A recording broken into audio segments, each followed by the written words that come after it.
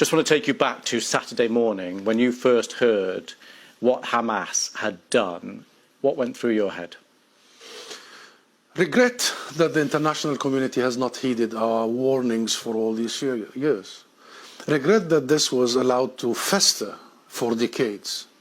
Regret that there is attention now in the BBC and all over the world only because blood has been spilled.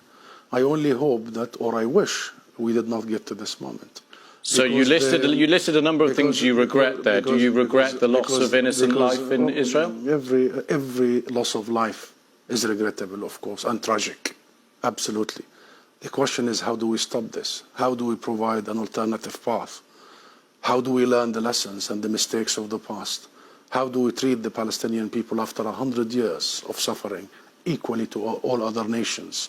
How do we stop this demise into the mayhem that you have described?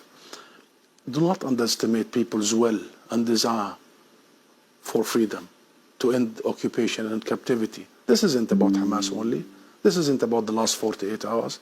This has been ongoing for more than 100 years. It started here, by the way, Louise, in this very city.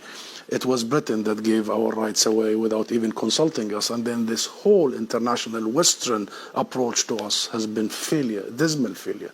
This is about time that we really give a different path because there is no other alternative. As our ambassador to the UN just said, justice, not vengeance, and peace, not war. And we, the Palestine National Movement, we, the PLO, have given that alternative avenue 30 years ago. We have recognized Israel. We have committed to negotiations and nonviolence. We have committed to international law and resolutions. Israel was supposed to do one thing, end its occupation and stop its colonial settlement expansion. It did not do this for once. All the successive governments and the international community was supposed to provide accountability and guarantees. The US-led international community did not do so. So we are here today, Louise, and the question is, the most important question, how do we stop Israeli massacres that are about to happen against Palestinian civilians? Well, and how do we... I want to jump in on, and I appreciate the historical context, and we will come back to that. Just on the last 48 hours, though, do you support what Hamas launched on Saturday morning?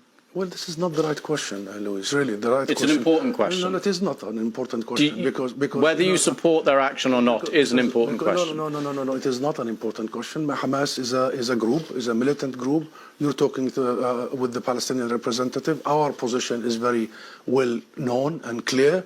And what is that? Do you support Hamas's actions? And then you cannot equate. This is not about support or not support. I am here to represent my people, the Palestinian people, what they are going through. I'm not here to condemn anybody. And if anybody that needs to be condemned, it's what you call the only democracy in the Middle East, that is Israel, between parentheses, that is doing what you have just reported, targeting civilians. And this has not just happened the last 48 hours. Hamas was just targeting Palestinians, but you won't condemn that. I'll tell you one thing. Hamas is not the Palestinian government, okay? The Israeli government is giving orders for its organized army. So please don't draw any symmetry here.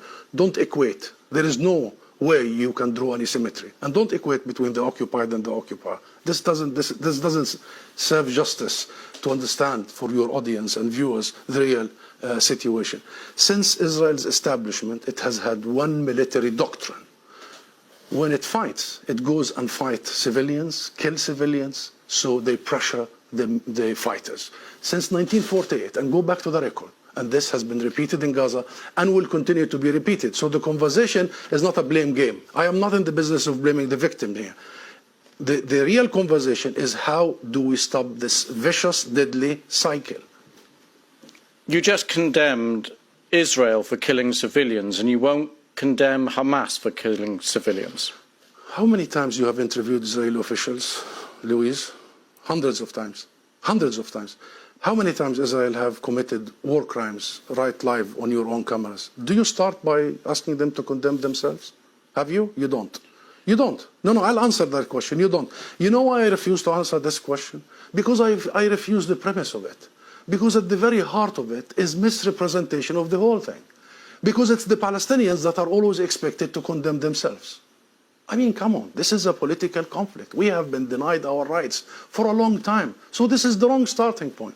The right starting point is to focus on the root causes, is to try and get out of this extreme dark tunnel, as opposed to this business by BBC and the mainstream media for 75 years. You bring us here whenever there are Israelis who are killed. Did you bring me here when many Palestinians in the West Bank, more than 200 over the last few months?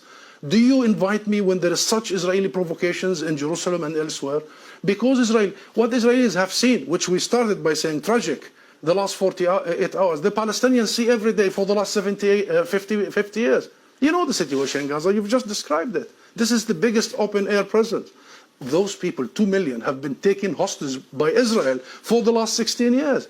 So I'm saying this just to say, Louise, perhaps this is about time we abandon this rhetoric, very dangerous, this framework, and we start giving people the real ugly truth sometimes.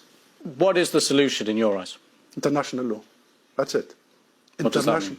The equal application of international resolutions and law and legitimacy, as you did in Ukraine. Would you bring the Ukrainian ambassador here and start asking him to condemn some of his fighters? We need to fully and equally apply the rules that were created by the League of Nations after the horrors of the Second World War. We need to make sure that Israel is not the exception. It has been for the last 75 years. We need to make sure that nobody is above the law. Britain is renowned, Louise, for the rule of law. I think that's the solution. Israel is an occupying force. It is responsible to provide protection for the people under its occupation. And should they commit crimes and crimes against humanity in the coming hours and weeks, it must be held accountable by the international community and the international judicial system. Husam Zomlot, thank you very much for coming on the programme. Thank you.